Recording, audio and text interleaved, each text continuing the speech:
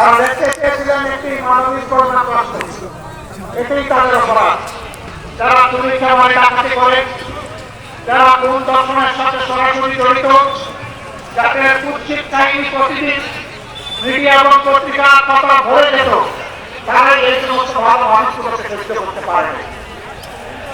তারা চেয়েছিল তাদের মতো সারা বাংলাদেশের মানুষ খারাপ হয়ে যায়। রাজনৈতিক দলগুলোর জনগণের সাথে তাদের মতো প্রতারণা করো, ধোঁকাবাজি করো, মানুষের জীবন ইজ্জতের সম্পত্তি টানাটানি করো। বাংলাদেশ জামাত ইসলামী আল্লাহকে ভয় করে বলেই এই সমস্ত কুকর্মের সাথে জড়িত ছিল না।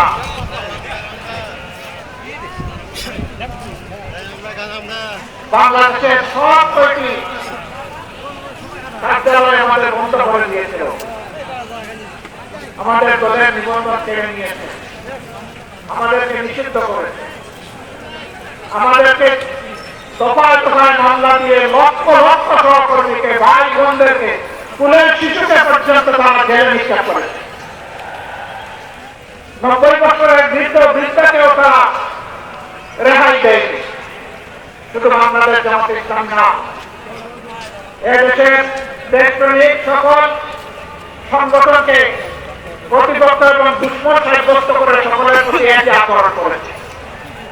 আলিম উলামাকে কষ্ট দিয়েছে, খুন করেছে, হাফিজদেরকে খুন করেছে, এতিমদেরকে খুন করেছে। তারপরে উপহাস করে বলেছে শাপলা চত্বরে মানুষ মারা যায়নি, রক্ত সেখানে ধরেনি, হেফাজতের নেতারা সেখানে লাল রং শিখিয়ে নিয়েছিল। কত নিম্নমানের রুচি হলে মানুষ খুন করার পর এইরকম কুরুচিপূর্ণ কথা শাসক গোষ্ঠীর পক্ষ থেকে বলতে পারে। সম্মানিত ভাই বোনেরা, আপনারা শান্তিতে নিজের ঘর বাড়িতে থাকতে পারেন নাই, পেশাগত দায়িত্ব পালন করতে পারেন নাই, সুতরাং ব্যবসা করতে পারেন নাই, স্বস্তিতে সমাজে চলাফেরা করতে পারেন নাই। আমরা কি আফ্রিকার জঙ্গল থেকে এসেছি? আল্লাহ তাআলা এই দেশের মাটিতে আমাদেরকে জন্ম দিয়েছিলেন। কেন এই অবস্থা কেন হয়েছিল? তাদের এই অবস্থা কেন হয়েছিল আমি আগেই জবাব দিয়েছি। তারা ধারণা করেছিল নেতৃবৃন্দকে খুন করে, কর্মীদেরকে খুন এবং গুম করে, পঙ্গু করে, জেলে দিয়ে, ভয় দেখিয়ে এই সংগঠনকে তারা স্তব্ধ করে দেবে, মাটির নিচে পাঠিয়ে দেবে।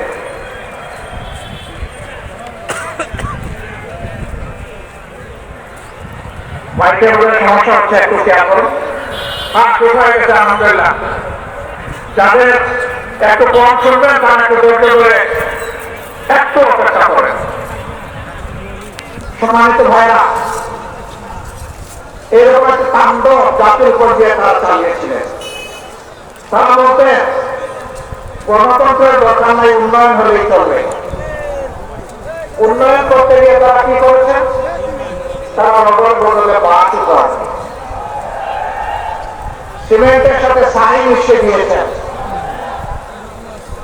বাংলাদেশ থেকে লক্ষ কোটি টাকা, 26 লক্ষ কোটি টাকা চুরি করে বিদেশে পাচার করেছে। অন্যায় যখনই করেছেন, অন্যায়ের প্রতিবাদ আমরা তখনই করেছি। আমাদেরকে একটা মিটিং মিছিল করার সুযোগ দেওয়া হয়নি, কিন্তু তাই বলে আমরা বসে আছি।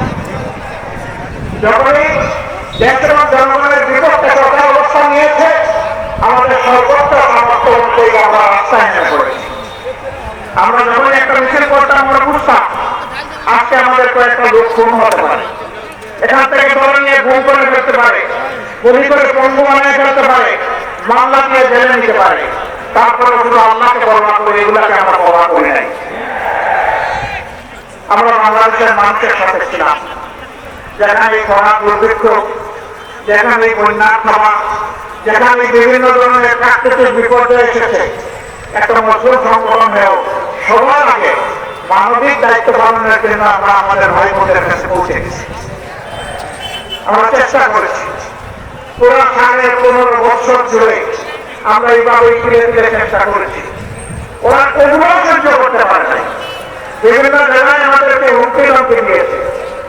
অন্যায় দেশ বাড়ছে, নিজেরা কিছু করে না, মানুষ জনগণের কাছে যাবে একটু সহানুভূতি ভালোবাসা নিয়ে, সেইটা সহ্য করে না। আমি আপনাদের এই পাশের জেলা কুড়িগ্রামের রোমানিতে গেলাম, বন্যায় সেখানে কিছু কাজ করার জন্য দেখি যে আমার পাশের নেতৃবৃন্দ কি জানি টেলিফোনে শুধু পুষ্কার করে। আমি বুঝলাম সামথিং রং। পাশে এনে জিজ্ঞেস করে জানলাম যে থানা থেকে তাদের উপর প্রেশার ক্রিয়েট করা হচ্ছে। কে এসেছেন, কি করছেন, কোথায় যাবেন? আমি তাদেরকে বললাম সব জানিয়ে দিই। জনগণের পাশে দাঁড়ানোর কারণে যদি এখান থেকে আমাকে গ্রেফতার করছো, তোমার গ্রেফতার করো, আমি তো পরোয়া করি না। মানুষ দেখো ওরা কিছু করে না, আমরা কিছু করতে গেলে আমাদেরকে করতেও দেয় না। সম্মানিত ভাইরা, এই ধরনের আচরণ পুরোটা সময় জুড়ে আমাদের সাথে করে। আমরা এগুলো কি করে যাব? আমরা আক্রান্ত হতে হলে আমরা আদালতে বিচার পাই।